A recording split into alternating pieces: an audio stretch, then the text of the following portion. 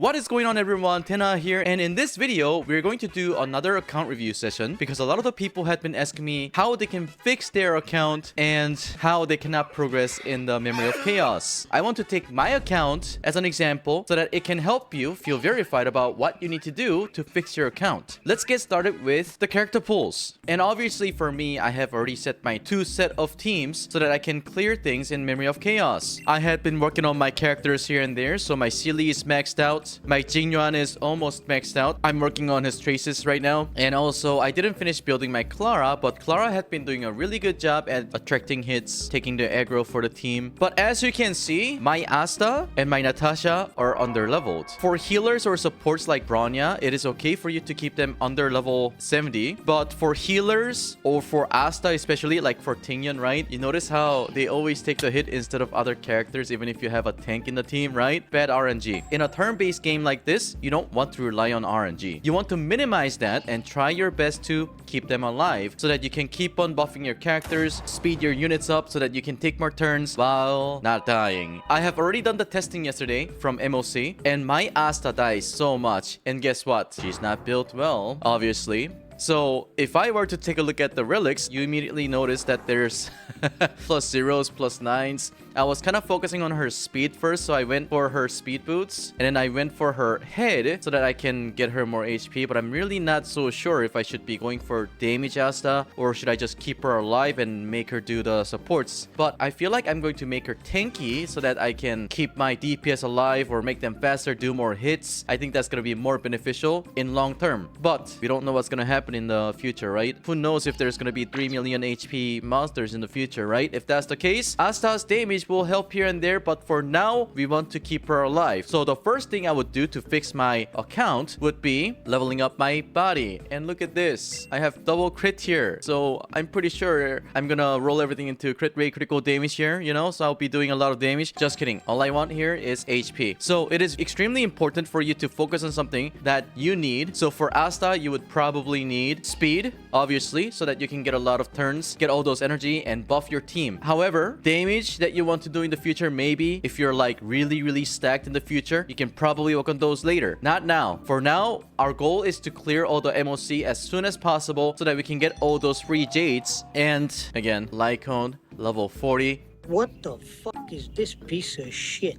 That is going to be the biggest problem, right? I'm going to be working on her Lycone level as well as her level. She is level 60 out of 70. You know that you got a lot of HP from leveling up your characters, right? So that's going to be done. And lastly, for her traces, you can immediately tell that my trace levels are really low, right? So that's all going to be fixed in the future. So we move on to Natasha. So Natasha traces under-leveled. That's the reason why I'm not doing enough healing. Her HP is okay-ish, much better than Asta, but she still needs to get more tankier so that she can stay alive and do stuff. For relics, I focused on getting her the healer set because that one extra skill point in the beginning helps you out a lot, especially in a Sealy team. I would suggest you to use all the healer set for the healers at least. You would probably use this for other characters as well if you really need more skill points, but no, just for one healer. That's more than good enough. Or else you'd be wasting your 2-piece bonus as well. So there's that. I gave her the speed boots and there's gonna be some HP for her head. Her body needs to be fixed. Maybe I might want to give this to, I don't know, upcoming healer Locha. Who knows if he can do a lot of Giga Chat damage with this. My luck sucks, dude. Obviously, the sphere and robes, they need to get worked. So there's that. Light cone as well. I would probably have to take this out and use the S1 version because I don't know why I made this. I think I was like trying to do something and then I accidentally feed everything into this light cone that I was using. So there's that. So level up your light cone, obviously. Level up your characters that dies too much. And then focus on your DPS and try to build them do as much damage as possible. So that is how I would be fixing my account. Before we wrap up this video, I'm going to do some fixing so that you would get the idea of what to do. Obviously, my account, I have access to everything. I just want to let you know that I wasted all my Trailblaze power into farming relics starting from level 40 to 62, which means that this kind of represents the F2P account. A lot of people are mad about this, but let me tell you something. If I used all my power into farming for relics and I got nothing out of those, that means those are all wasted, right? So I can still proudly say that this account that I have have represents the lucky F2P who's able to get some characters that they want here and there. I mean, look at all the content creators' accounts. They have their Sealy, they have their Bronya, they have Jingyuan. So what is the difference between my account and their F2P account, right? So this is just like fast forwarded in terms of TL, but I got all my Sealy stuff at TL 44, which means I used up all my fuels as soon as I reached level 40,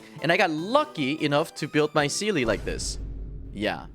So, if I can do it like that, then you can probably do it. For those of the people who had been tanking all those boring time, farming every day, doing dailies all the time, and when you start using your fuels at TL 60 or 65, then you should be able to build your characters like this. Best of luck, everyone. But like I have pointed out, I'm going to be leveling up my Asta's Light Cone. Okay, now we can chill.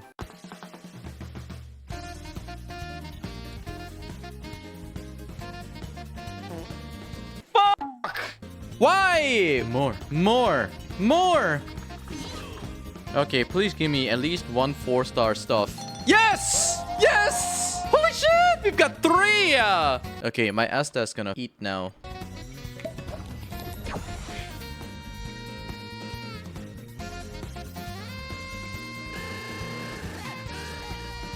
Okay. So my Asta's Light Cone is now level 70. Her HP went up by a lot, and I gotta work on her ultimate. Speed needs to go up. At least make it level 6. Okay. Level up this as well. And I think it's okay for now. This is going to help her stay alive, but not right now. We don't really need that. So work on stuff that is relevant. I think Asta is good. And now I need to work on my Natasha, which would probably take a long time. So let me think. That would definitely fix the problem. But right now, I think I would like to work on my Tingyuan. I need to unlock all these nodes. So I'm gonna have to work on these. And hopefully I'll get lucky with this.